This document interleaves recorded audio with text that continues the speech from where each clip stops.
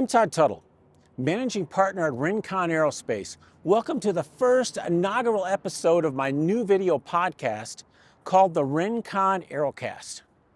I'll use the Aerocast to present all things aerospace and defense. We'll talk about the past, we'll talk about the present, and we'll talk about the future of aerospace. I'm very fortunate that I live next to a world-class aerospace museum. It's called Pima Air and Space.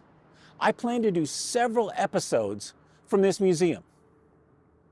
But today I want to talk about something called Collaborative Combat Aircraft, or CCAs.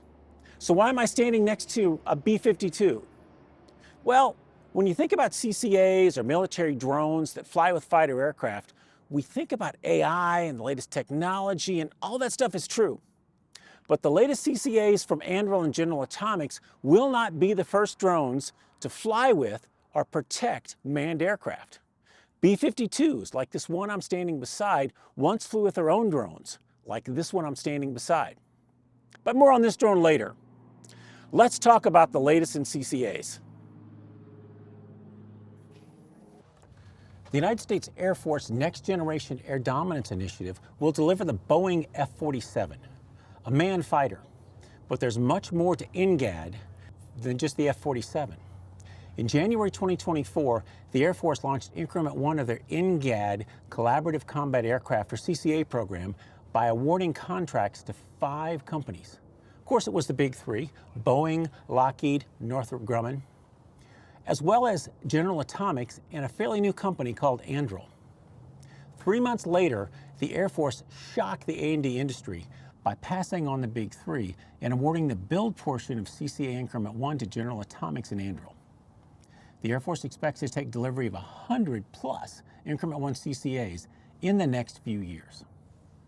But all is not lost for the big 3. They continue to develop drones of their own, and they're expected to compete in CCA Increment 2. But that's a subject for another podcast. Today, we want to focus on the jets in Increment 1. CCAs are unmanned, semi-autonomous drones that will fly in swarms with manned aircraft.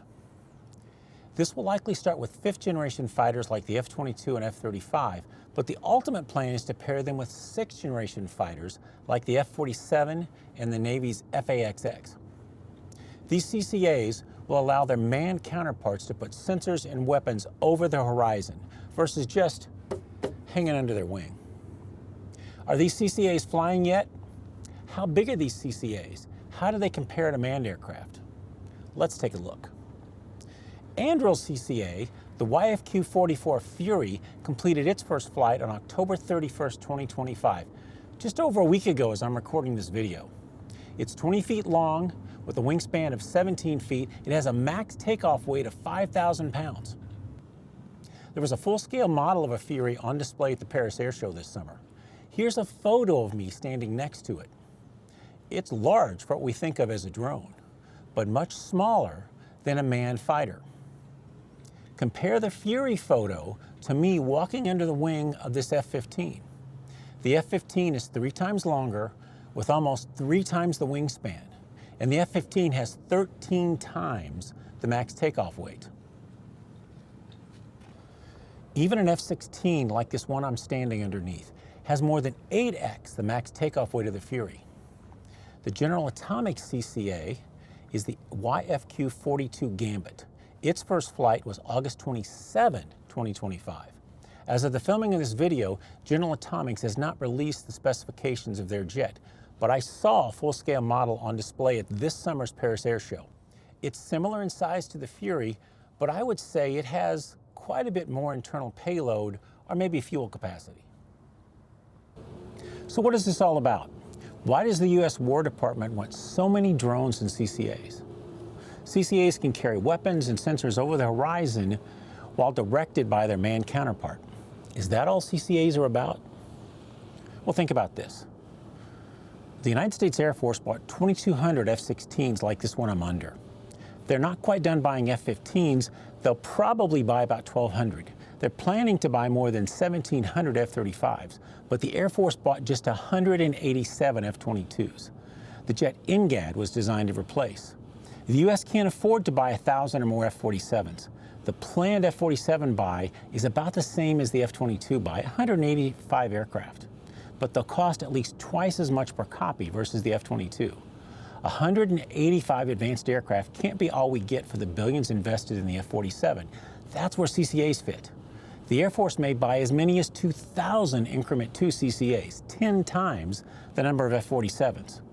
CCAs aren't just a way to put sensors and weapons on the enemy with less risk to human life. CCAs are also far more cost-effective than manned fighters. They may carry a smaller payload, but they're far cheaper to design and build and operate than manned fighters. So what does this mean to you? If you're a company trying to make your way into the CCA supply chain, you need a plan to work faster and cheaper than ever before. The U.S. defense market is not just driven by operational performance anymore. It also requires financial performance, very quick time to market, and scalability. Anduril went from clean sheet to first semi-autonomous flight at the click of a button, as they say on their website, in just 556 days, just 19 months.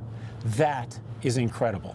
To be a modern defense contractor, you need to think more like an auto supplier and a lot less like a defense company. So we started next to the B-52. Let's go back there and take a look at that drone.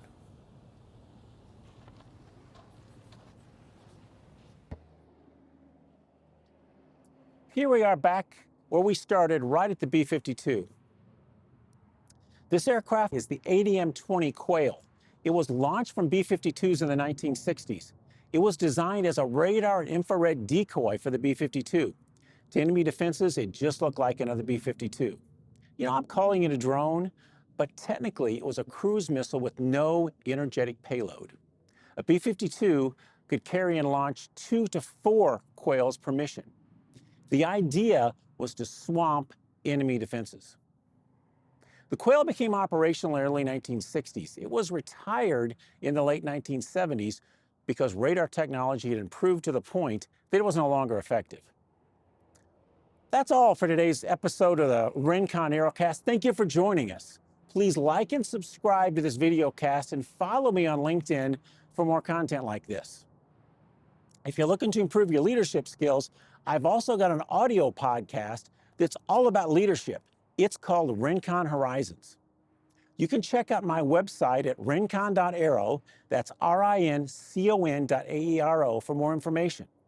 And I'll see you next time on the Rincon Aerocast.